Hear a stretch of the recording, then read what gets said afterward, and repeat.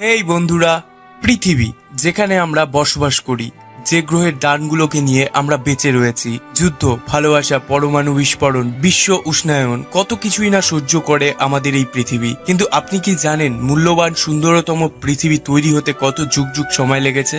তবে আসুন আজ আমরা সময়ের কিছুটা পেছনে যাই আর জেনে নিই আগুনের গোলা থেকে জীবন সমৃদ্ধ পৃথিবীতে রূপান্তরিত হওয়ার অভিযান। তো চলুন শুরু করা যাক। আজ থেকে প্রায় 4 লক্ষ কোটি বছর আগে আমাদের সৌরজগতে একটি নতুন জন্মানো তারা বা নক্ষত্রর চারিদিকে ধূলিকণা এবং পাথরের টুকরো ঘুরছে। এখানে আমাদের পৃথিবীর কোনো অস্তিত্ব নেই। এখনো পৃথিবী তৈরি হওয়ার প্রক্রিয়া শুরু হয়নি। এই ধূলিকণা ও পাথরগুলি মাধ্যাকর্ষণের ফলে পরস্পরের সাথে যুক্ত হতে থাকে।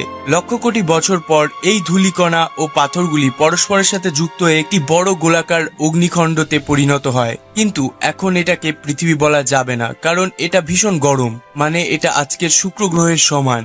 আজ থেকে প্রায় 4.5 লক্ষ কোটি বছর আগে পৃথিবী ফুটন্ত লাভা দিয়ে ঢাকা ছিল। ভুল করেও যদি আপনি এর মধ্যে পা রাখেন, তবে দ্বিতীয়বার রাখবার জন্য পাই থাকবে না। এই সময় পৃথিবীর তাপমাত্রা প্রায় 1200 ডিগ্রি সেলসিয়াস ছিল, মানে এই জায়গা নরকের থেকে কোনো অংশে কম ছিল না। তখনও পৃথিবীতে অক্সিজেনের চিহ্নটুকু ছিল না। এই সময় পৃথিবীতে অ্যাস্ট্রয়েড বৃষ্টি হয়, যেটা পৃথিবীতে 1 কিলোমিটার গতিবেগে ফুটন্ত লাভার নদীর নির্মাণ করে। এই অ্যাস্ট্রয়েডগুলো দূরের থেকে আসেনি, বরং পৃথিবীর প্রতিবেশী গ্রহ থেকেই এসেছিল। আর এই অ্যাস্ট্রয়েডগুলি রীতিমতো পৃথিবীর সাথে ধাক্কা খাচ্ছিল। স্ক্রিনে দেখুন, এই হলো নতুন তৈরি হওয়া একটি গ্রহ। এটা ভীষণ দ্রুত, প্রায় 15 কিলোমিটার প্রতি সেকেন্ডের গতিবেগে পৃথিবীর দিকে এগিয়ে আসছে। মানে একটি গুলির বেগের থেকেও 20 গুণ বেশি গতিতে আছড়ে পড়ছে পৃথিবীর দিকে।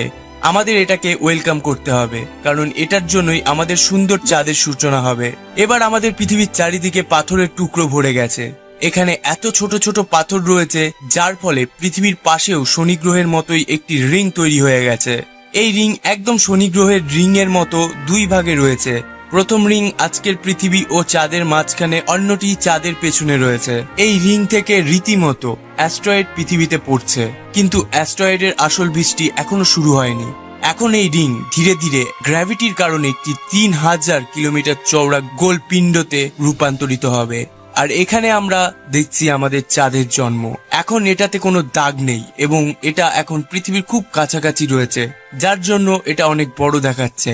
এটা গরম লাভা দিয়ে তৈরি এবং এর কাছাকাছি থাকায় পৃথিবীতে মাধ্যাকর্ষণ শক্তির প্রভাব ফেলছে। প্রায় 30 লক্ষ বছর পর আমাদের সোলার সিস্টেমের এমন কিছু হবে, তার সম্পর্কে হয়তো আপনি প্রথমবার জানবেন। আমাদের সৌরমণ্ডলের গ্যাস জায়ান্ট নিজের অরবিটের পরিবর্তন করে, আর এই পরিবর্তনের কারণে সৌরমণ্ডলের অ্যাস্ট্রয়েড এবং কমেটস এর মধ্যে গ্র্যাভিটেশনাল ম্যাস তৈরি হয়। সেটাই অ্যাস্ট্রয়েড এবং গ্র্যাভিটিসকে সৌরমণ্ডলের আন্তরিকভাবে ধাক্কা দিচ্ছে মঙ্গল, শুক্র, বুধ এবং আমাদের পৃথিবীর দিকে। এখনই সেই সময় যখন এই অ্যাস্ট্রয়েডের জন্য চাঁদ তার দাগগুলো পাবে। এটাকেই বলা হয় the late heavy bombard. By the way, এই সময় আমাদের চাঁদও ভীষণ গরম ছিল।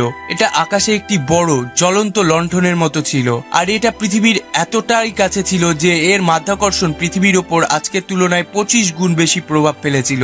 অর্থাৎ আমাদের পৃথিবীতে একদিন 24 ঘন্টায় নয়, বরং 6 ঘন্টায় হতো। এর কারণে পৃথিবীতে গরম লাভার নদীর ঢেউ আজকের সমুদ্রের ঢেউয়ের তুলনায় 20 গুণ বেশি উপরে উঠত। কিন্তু ধীরে ধীরে সময়ের সাথে সাথে চাঁদ পৃথিবী থেকে দূরে চলে যায়। এর ফলে আমাদের পৃথিবীর ঘূর্ণন ধীরে ধীরে কমতে থাকে, লাভার নদী ঠান্ডা হতে থাকে, পৃথিবীর সত্তার নির্মাণ হয়।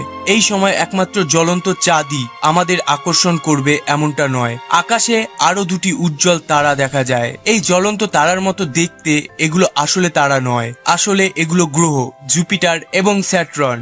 সৌরমণ্ডলের আন্তরিক গ্রহ যেমন আমাদের আর্থ, ভেনাস, মার্কারি, মার্চ, এগুলো সব রকেট প্ল্যানেট।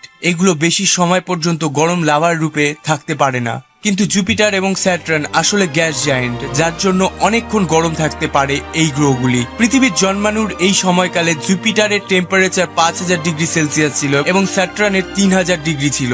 এর মানে জুপিটার তখন সূর্য থেকে বেশি উজ্জ্বল ছিল। যেমন বিজ্ঞানীদের মতে তারা সময়ের সাথে সাথে আরো বেশি উজ্জ্বল হতে থাকে। তখন আমাদের সূর্য 30% কম উজ্জ্বল ছিল। কিন্তু 4 লক্ষ কোটি বছরে এই গ্রহগুলি ঠান্ডা হয়ে যায়। আসুন আবার ফিরে যাওয়া যাক পৃথিবীতে। পৃথিবীতে তখন শুধুমাত্র একটি গ্যাস ছিল, যেটা হলো মিথেন গ্যাস। আপনি ভুল করেও এখানে শ্বাস নেবেন এ কথা ভাববেনও না, নইলে কয়েক মিনিটের মধ্যেই আপনার মৃত্যু হতে পারে। লেট হেভি ব্রহ্মাণ্ডের সময় কমিটসের বৃষ্টি হয়েছিল। এই বৃষ্টি পৃথিবীতে জলের আবির্ভাব হয়। এই বৃষ্টি পৃথিবীতে সমুদ্রের নির্মাণ করে। পৃথিবী এবার চারিদিক থেকে সমুদ্রে ঘেরা ছিল, কিন্তু না এখানে পা রাখার কোনো জায়গা ছিল, না শ্বাস নেবার জন্য অক্সিজেন।